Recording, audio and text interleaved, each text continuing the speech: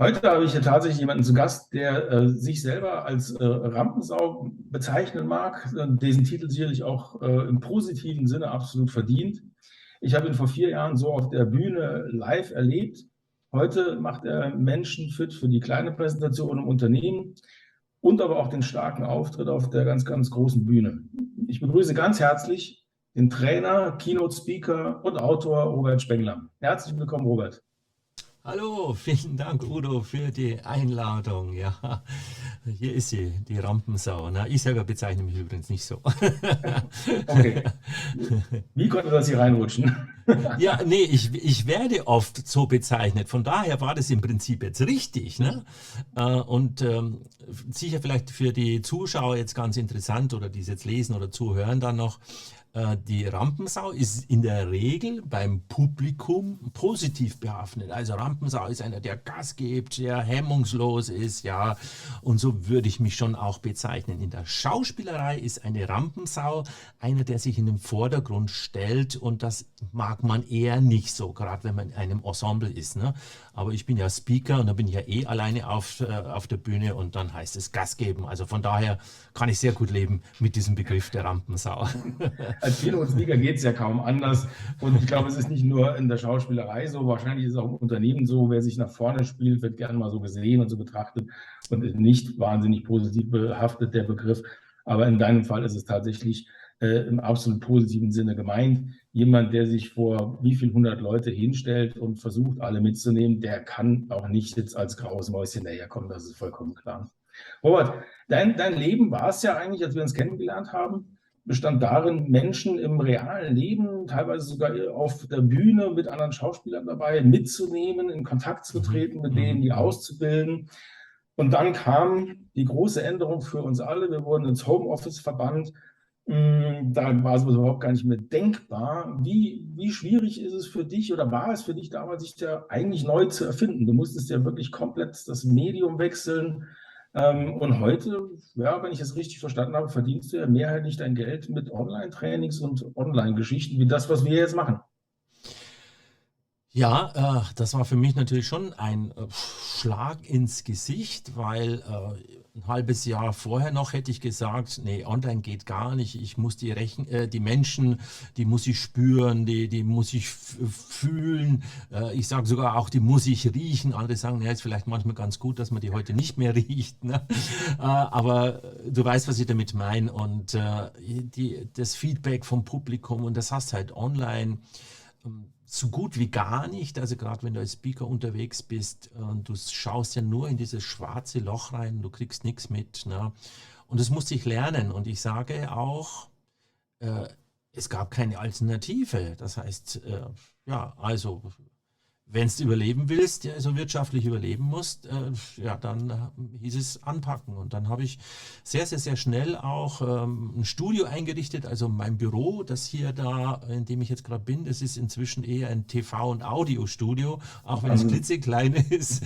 Und ja, ich habe da sehr viel Technik reingesteckt, sehr viel Geld investiert, und ich glaube, das war auch der richtige Schlüssel, weil Technik spielt eine große Rolle hier in diesem digitalen Welt hier, damit du gut drüben ankommst, sei es optisch und vor allem auch tonmäßig. Und ja, inzwischen lebe ich auch heute noch zu 80% rein von meinem digitalen Auftritt. mhm. Zu der Technik kommen wir auch nachher noch. Das ist ein spannendes Thema. Da haben auch sicherlich alle die Zuschauer Fragen und Dinge im Kopf, die ihnen noch nicht so 100% klar sind. Mich würde vorher noch kurz interessieren, wie ist denn das? Bei deinen Präsenzauftritten war ja im Prinzip so dein, ja, so leicht ironischer Charme, dein ein bisschen provokantes Auftreten. Ich habe Fotos gesehen von dir in einem völlig wilden Look mit fast schon so einem Mafioso-Outfit, so mit der fetten Sonnenbrille und so. Das war ja ein Markenzeichen. Ich meine, das kannst du heute so, glaube ich, nicht machen, dich da irgendwie so hinhocken vor 200 Leute mit der fetten Sonnenbrille. Aber wie viel hast du da, wie weit ist es dir gelungen, so viel davon jetzt auch in die Online-Welt mitzunehmen? Ja klar, es ist vieles reduziert, weil ich natürlich nicht durch den Raum laufen kann. Ja, die Sonnenbrille kann ich nach wie vor einsetzen. Die Körpersprache ist ja reduziert sichtbar. Na, da schauen wir uns vielleicht auch das nachher nochmal an. Es ist schon wichtig, dass wir die auch sehen, aber du siehst mich nur begrenzt. Also ich wurde da schon eingeschränkt. Und bei den Klamotten, ja, heute habe ich blaues Sakko an, meistens habe ich sogar noch ein blaues Hemd an, weil das die ideale Farbe ist für die Kamera. Meine Okay, bunten, bunt gemusterten Hemden, klein gemusterten, da entsteht so ein Flimmern.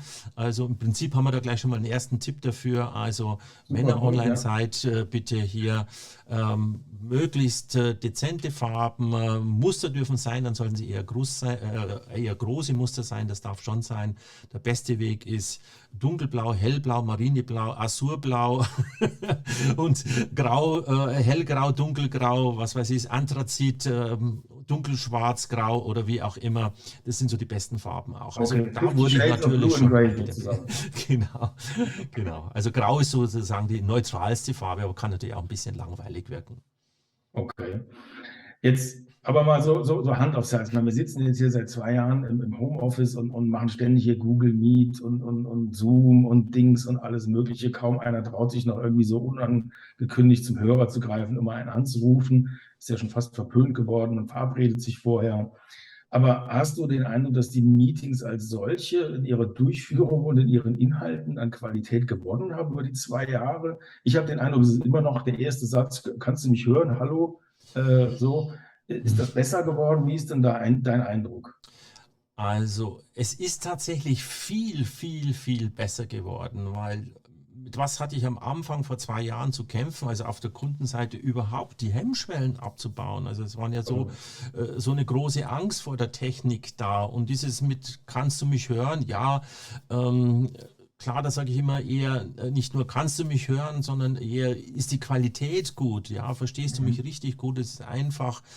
Und es ist aber dennoch noch viel, viel Luft nach oben, aber es ist ganz viel passiert in den letzten 2 Jahren. Es ist eine gewisse Selbstverständlichkeit und es gibt von mir noch ein Handbuch, das muss ich jetzt wieder mal überarbeiten. Da steht noch drin, wie lade ich überhaupt zum Online-Meeting ein. Also das hat lang die Kunden von mir beschäftigt, ja. Heute geht Mhm. es zack, zack. Ja, ja, es gibt ja mittlerweile auch diese T-Shirts, wo da drauf steht, kommen jetzt gerade aus einem Online-Meeting, was eine E-Mail hätte sein können oder sowas. Okay. Okay, also Aber, das ist übrigens eine Schattenseite, die kann man gleich mit aufnehmen, dass ich habe da eine Umfrage dazu gemacht auf LinkedIn und da kam raus, dass die Anzahl der Online-Meetings ganz stark nach oben gestiegen ist und deswegen aber nicht wirklich die Qualität ja, mhm. Ja. mitgewachsen ist, ja. Ja.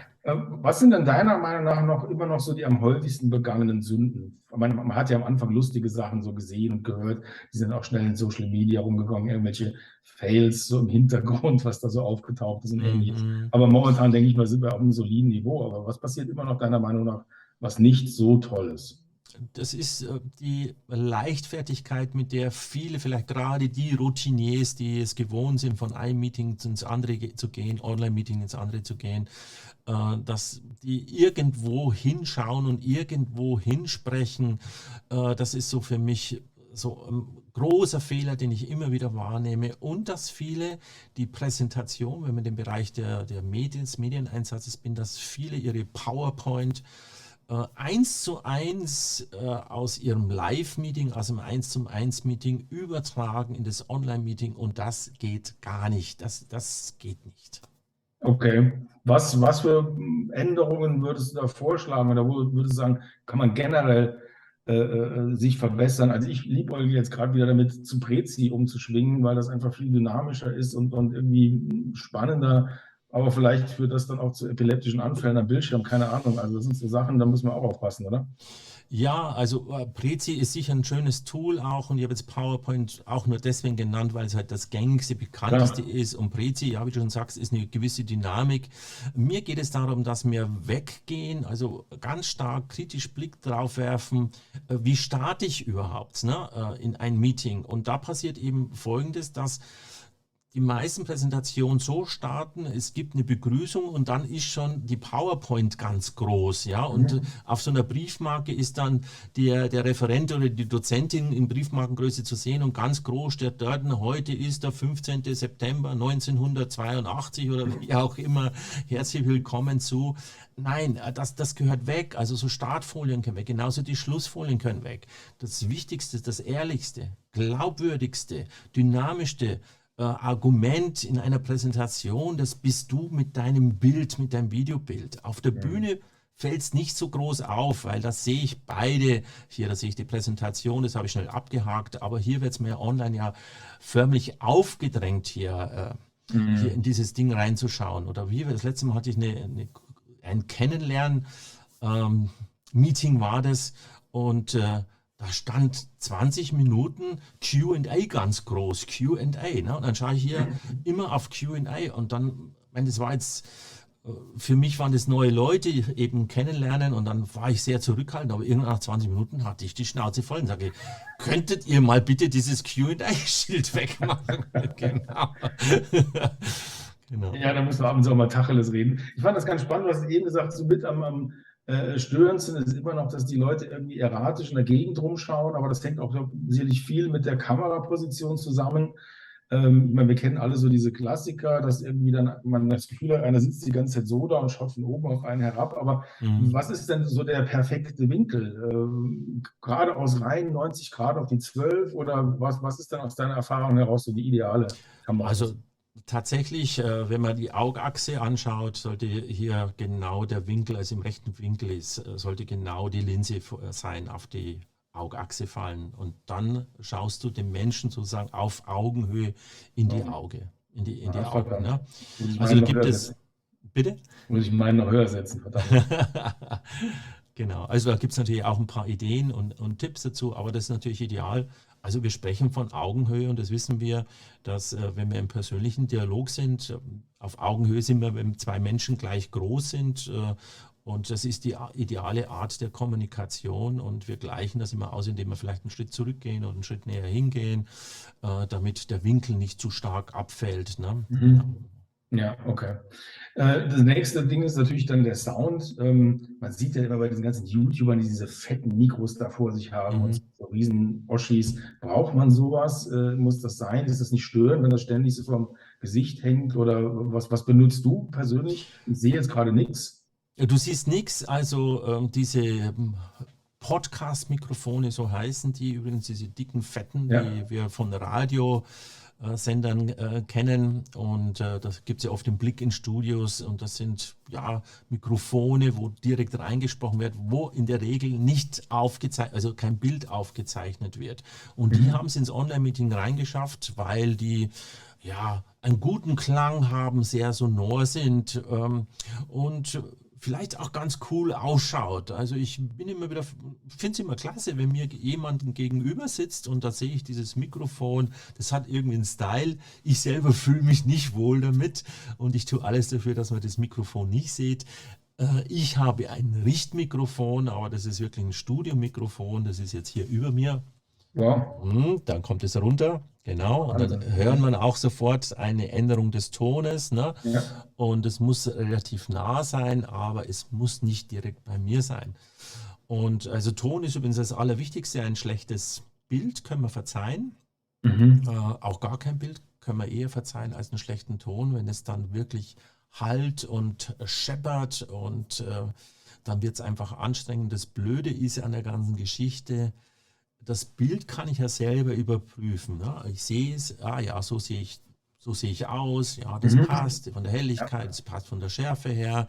Es kommt auf der anderen Seite ein bisschen schlechter an, ja, das weiß ich auch, aber Ton, er hört sich für mich gut an, aber wenn drüben gar nichts ankommt, ja, ich krieg's ja nicht mit. Ich brauche hier Feedback von der anderen Seite. Also ist auch die Frage hier immer nicht, verstehen Sie mich gut? Ist es angenehm, mir zuzuhören? Okay. Ja, das ist ein guter Punkt tatsächlich, weil es ist, man kennt das ja selber, wenn irgendwie so ein ständiges Scheppern oder Krächzen oder sonst irgendwas drin ist, wie bei so einem alten Radio, das nervt einfach auf Dauer. Genau. Wie hältst du das es gibt ja zwei verschiedene Situationen. Die meisten von uns, die jetzt nicht gerade Keynote-Speaker sind, werden, ich würde mal sagen, zu 80% der Fälle einfach in so Gruppenmeetings drin sein, keine Ahnung, Jour fixes, wöchentliche Sales Reports, schlag mich tot. Mm, Wie ist da die perfekte Sitz- oder Stehsituation? Ich kann mir vorstellen, da ist es nicht ganz so kritisch, aber ich denke mal, wenn du jetzt irgendwie so, wirklich wenn jemand einen Vortrag hält, ist es wahrscheinlich schon besser, auch wegen der Atmung und überhaupt der Körperhaltung und Spannung auch zu stehen, oder? Oder wie machst du das? Ich stehe Du jetzt stehst übrigens. gerade? Ich Okay. stehe jetzt, ja. Das Faszinierende ist, du siehst es nicht wirklich. Ich werde aber immer wieder darauf angesprochen, gerade wenn es um das Thema geht, Präsenz im Online-Meeting. Und dann sagen die oft dann, Herr Spengler, stehen Sie, ist das richtig? Also irgendwie wird es im Unterbewusstsein anscheinend wahrgenommen, es wird dann hinterfragt, aber ich habe eine ganz andere Dynamik, wenn ich stehe. Also die Hände, die sind da viel agiler. Ähm, Die Stimme kommt kräftiger rüber, weil ich natürlich besser atmen kann. Ne? Das geht hier rein, das wird nicht eingepresst irgendwie. Und von daher empfehle ich Ja. stehen, wann immer es möglich ist, immer stehen. Wann immer Okay. es möglich ist. Ne? Okay. Was ist dir in solchen Situationen als Redner lieber, wenn die Zuhörer die Kamera an oder aus haben? Ist das wurscht? Oder wahrscheinlich blendest du das eh komplett aus. Ich denke mal, in so Gruppenmeetings ist es schon ganz angenehm, wenn man sich gegenseitig sieht und man merkt, wenn da einer vor Langeweile umkippt. Oder wie würdest du das empfehlen? Ja, hier polarisiere ich. Das war einer meiner erfolgreichsten Posts auf LinkedIn, der zu heftigen Diskussionen geführt hat, weil ich hier jemand den Tipp gegeben habe, in zähen Online-Meetings die Kamera auszuschalten.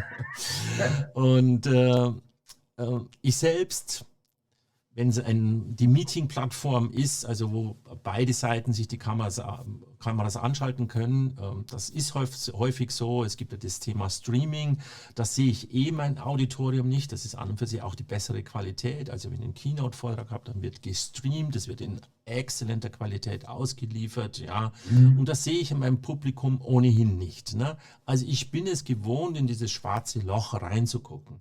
So Mhm. werde ich aber jetzt, wir sind jetzt in einem Zoom-Meeting oder in einem Microsoft Teams-Meeting als Speaker eingeladen.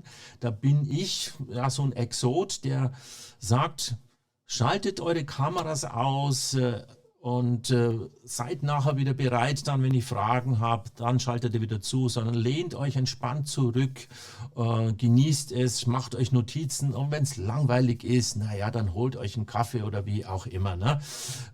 Und da bin ich ein Exot, weil für viele ist das ein Kontrollverlust. Ne? Und sagen, ich sehe ja nicht mehr, Mhm. was da drüben ist. Ich sehe ja nicht, dass sich da jemand langweilt. Ich sehe nicht, dass da jemand jetzt gerade E-Mails schreibt. Ich sage sogar, ich will das gar nicht sehen, weil wenn einer E-Mail schreibt, ich weiß nicht, woran es liegt, ne? Ist es wirklich ein dringendes E-Mail?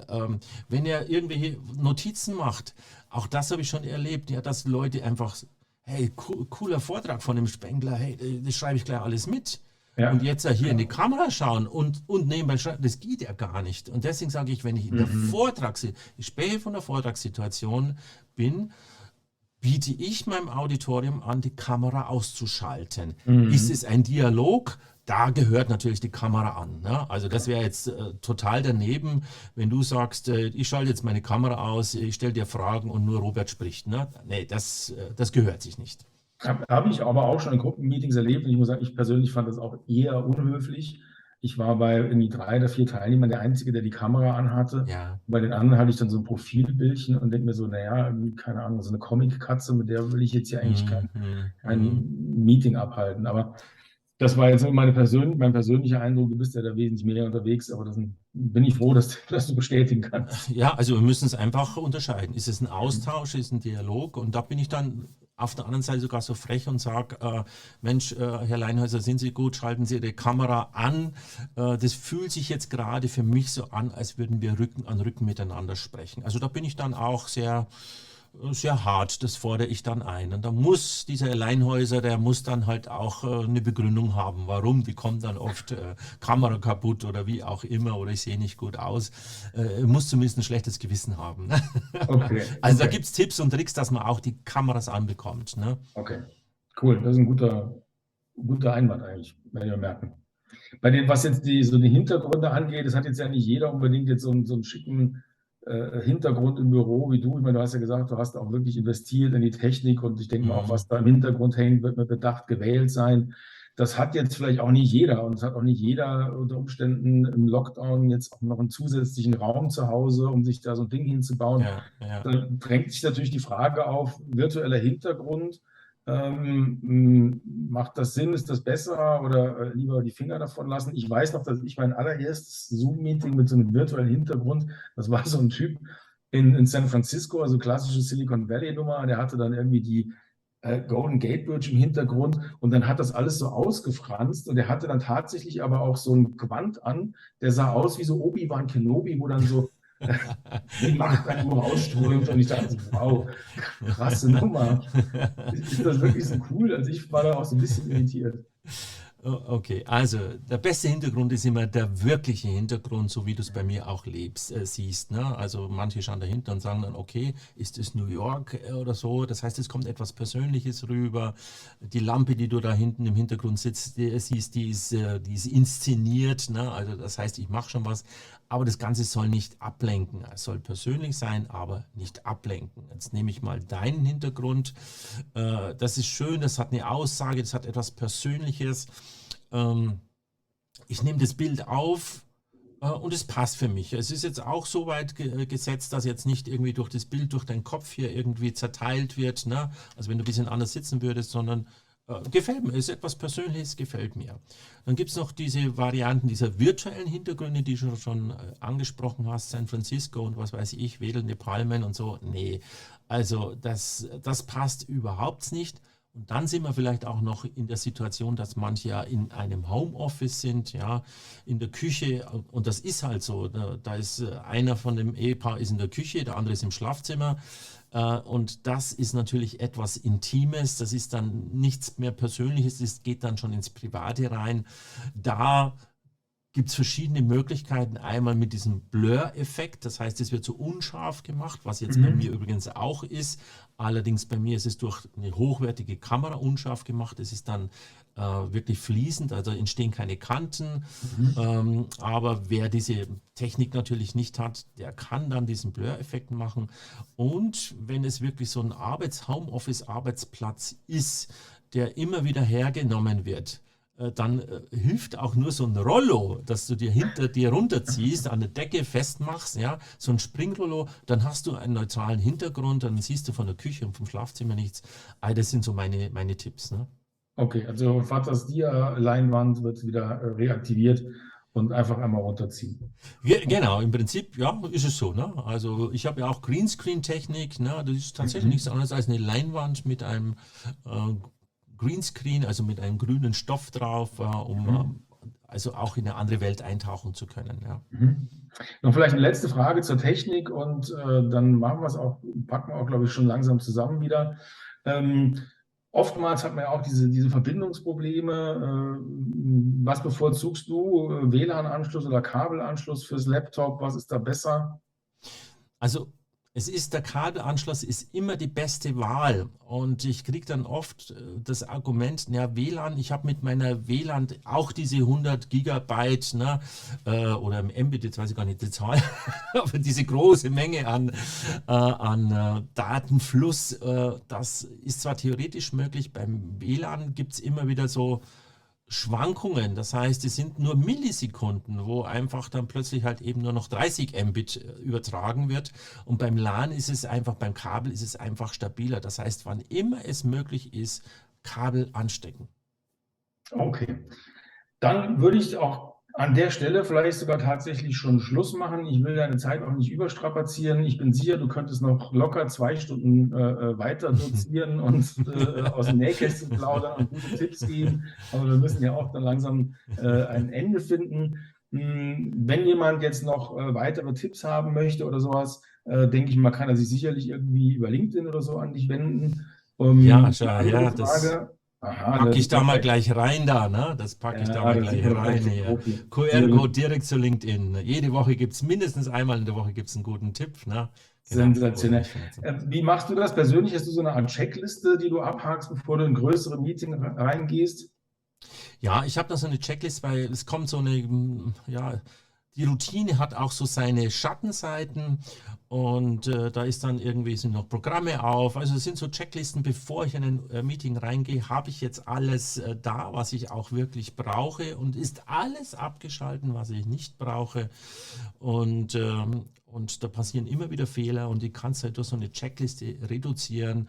Sei es einfach Bescheid geben, hey, wir machen jetzt gerade eine Videoaufnahme und dass da nicht der Hund kommt oder was weiß ich. Und also da habe ich eine Checkliste, die ich immer wieder durchgehe, also tagtäglich durchgehe. Würdest du die auch mit unseren Zuschauerinnen und Zuschauern teilen auf Anfrage? Super. Genau. Dann, liebe Zuschauerinnen und Zuschauer, bitte kontaktieren Sie Robert Spengler, am besten gleich über LinkedIn direkt, vernetzen Sie sich mit ihm. Auf die freundliche Bitte hin schickt er Ihnen dann bestimmt auch seine persönliche Checkliste zu. Lieber Robert, ganz herzlichen Dank für deine Zeit, für die vielen Tipps und hoffentlich auf viele gute und wesentlich bessere Online-Meetings von jetzt an. Danke dir.